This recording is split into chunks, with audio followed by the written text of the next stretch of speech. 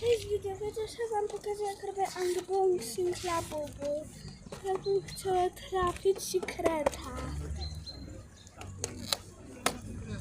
A ja pomaluję, bo się wylekuję. No, nie trafię. Zabrał 3 laski, 4 prawie. Ja tylko fajnie. I tamtego już wyrzuciłem, bo już nie mogłem tak. Bo smagi już z tego mięsa to nie zjadł po tej pojadarowej. Sekret! Sekret! O kurczę, tyle jest. Wyrzuci to. Sekret!